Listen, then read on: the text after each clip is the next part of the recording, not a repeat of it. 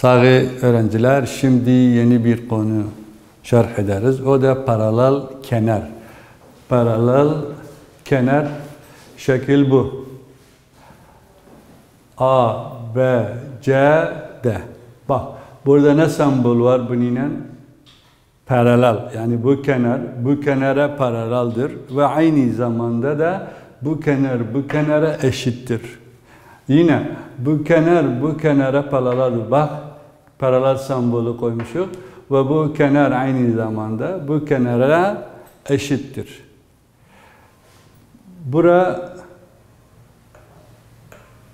Bu iki doğru birbirleri ortada kesiyorlar. Bak, ortada. Şimdi M noktasında birbirleri kesmişler. Bu kenar bu kenara eşit olur ve bu kenar da bu kenara eşit olur. Şimdi özellikleri burada yazmışım. Zaten özellikler burada sen görebilirsin ama yine yazdık da. AB bu. Paralel dikime DC'ye. Ve aynı zamanda BC paralel dikime ED. Ve aynı zamanda AB eşittir DC'ye ve AD eşittir CB'ye. Ve aynı zamanda arda gelen iki açının toplamı eder 180 puan. Yani A ile B açıları toplasak eder 180. D ile C toplasak eder 180. A ile D toplasak eder 180. B ile C toplasak eder 180. Yani arda gelen açıların toplamı 180 puandır. Şimdi bu özellikler bizde var. Bu özellikler kullanarak her soru bu konu üstünde gelirse biz çözebiliriz. Şimdi bakın bu soruda burası muharip. Bu paralel kenardır. Yani A, B, C, D paralel kenar.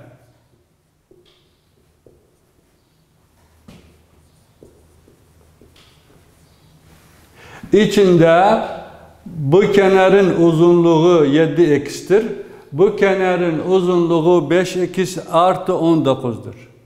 Ve bu açının ölçüsü 8y artı 5'tir. Bu açının ölçüsü 10y eksi 1'dir. Bu hepsi verilen. Şeklimiz paralel kenar. Bu kenarın uzunluğu vermiş, bu kenarın uzunluğu vermiş, bu açının ölçüsü vermiş, bu açının ölçüsü vermiş. Ama verip neyden? İçinde bilinmeyen var. Bak burada x var, burada da y var. İstenen ne? Bu verilen. İstenen ne? İstenen 2 istenen benden istiyor. Rakam 1, c de uzunluğu. Yani bunun uzunluğu. Bu uzunluk kaç? Rakam diye. Yok harf. Bak şimdi 7x ama o rakam diye ister. Mesela 15, 16, 20, 25 alabilir. Sonra B açının ölçüsü. Bu açı B. Açı B'nin ölçüsü. Yani bunun ölçüsü kaç? Yine rakam diye. Yok harf şeklinde. Tamam. Soru bu. Çözüm buradan başlarız. Ben gelip bu özellikler kullanıp soruyu çözeriz. Önceden rakam 1. Rakam 1 benden ister bu uzunluk bulun. Peki bu kenar bu kenara eşittir yoksa değil? Zaten eşittir. Kim böyle deyip özellik bak. Bu kenar bu kenara eşit, bu kenar bu kenara da eşit. Şimdi diyeriz AB kenarı eşittir DC kenarı ya da ters. DC kenarı eşittir AB kenarı fark etmez. Çözümde diyeriz DC eşittir AB. Bunu nereden getirdik? Özelliklerden. Paralel kenarın özelliği. Cevap paralel kenarın yoksa sebep.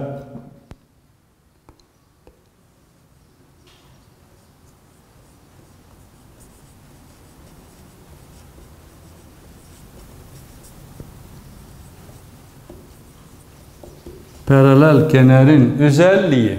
Peki. DC bana verip 7x. AB bana verip 5x artı 19. Bu buraya gelse olur 7x eksi 5x eşittir 19. O zaman 7x eksi 5x eder 2x eşittir 19. X ne eşittir? 19 bölü 2. Bak bir denklem, bir derecelik denklem. Bir derecelik denklemin çözüm fikresi. Harf bir taraf, sayı bir taraf. Bunu bu tarafa getirdik. Cümrük vermek lazım. Pozitif oldu, negatif. Şimdi 7x eksi 5x benzeyen terim. Toplayabiliriz, çıkarmayabiliriz. Zaten burada çıkarma var. Etti 2x. Bu da kendisi gibi yazıldı. Sonra bu iki o bir tarafa gitmek lazım. Burada çarpı var. Çarpı o bir tarafa gitse olur bölü. Zaten oldu bölü. 19 bölü 2 eder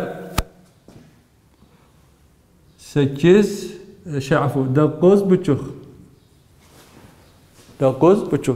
Şimdi x değerini bulduk ama benden x değerini istemiyorum. Benden ne istiyor? DC istiyor. Zaten DC kaçtır? 7 santimetre. Yok, 7x. Dolayısıyla eder 7 çarpı 9,5. Eşittir.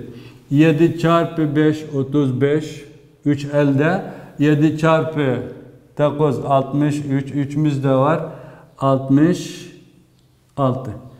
Kaç virgül var? Bir tane. Bu da bir tane virgül. Yani DC'nin uzunluğu çıktı 66,5.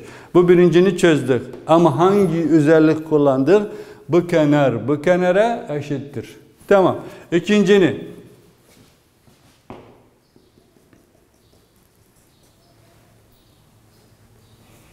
İkinci benden istiri bu açının ölçüsünü bulun. Bizde özelliklerde var. Bu açı artı bu açı eder 180. Şimdi diyorum açı B, açı C artı açı B eşittir 180. Nereden getirdim? Özelliklerden getirdik.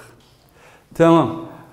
C açısı 10y eksi 1 artı B açısı 6y artı 5 eşittir 180. Şimdi yine bir derecelik bir denklem. Harf bir taraf, sayı bir taraf. Burada benzeyen terimler var. Toplasak eder 16y.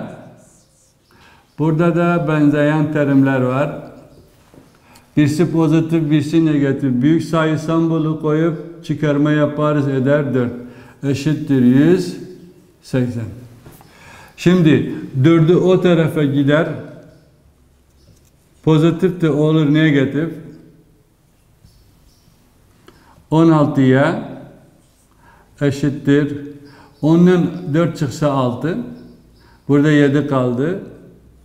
Şimdi bu 16 gitse o bir taraf. Burada çarpı var. Çarpı o bir tarafa gitse olur böyle. Y eşittir 176 bölü 16. Şimdi bölme yaparız. 2'ye böl. Koy burada yazın. Hatta kısaltlama yeri varsa bende.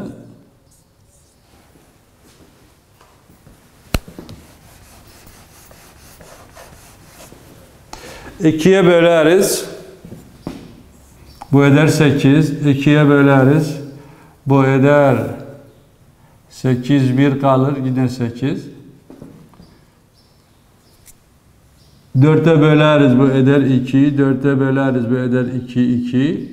1'e böleriz. Bu eder 1. 1'e böleriz. Bu eder 11. Yani y çıktı 11. Lakin ben y istemiyorum. Ben kimi isterim? B açının ölçüsü isterim. Zaten B eşittir 6'ya.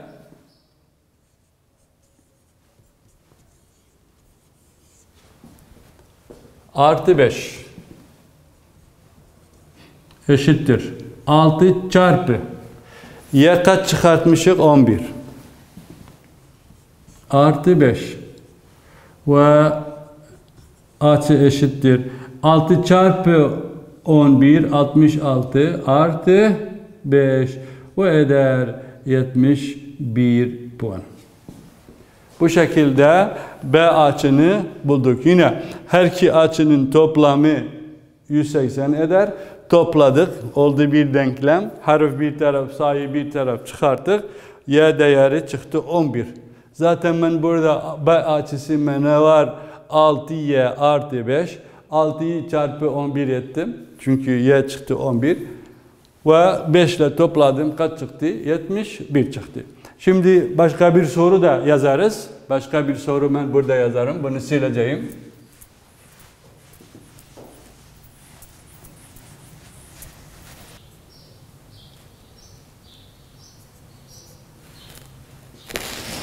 İstenen rakam 1.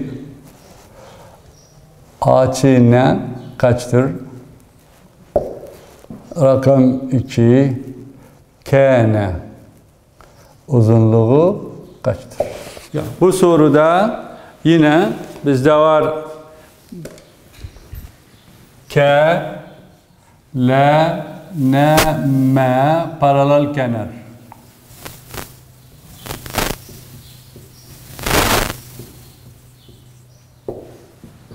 Bu paralel kenardır. L açısı eşittir 2y eksi 3. N açısı eşittir 5y eksi 6.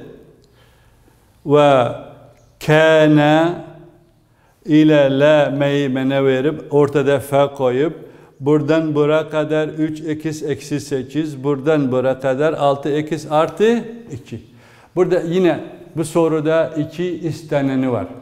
Birinci istenen N açının ölçüsü. Yani bu açının ölçüsü istiyor. Zaten çözüm başlarım. Zaten biz özelliklere dedik, yazdık da. Ard arda gelen iki açının toplamı eder 180 puan.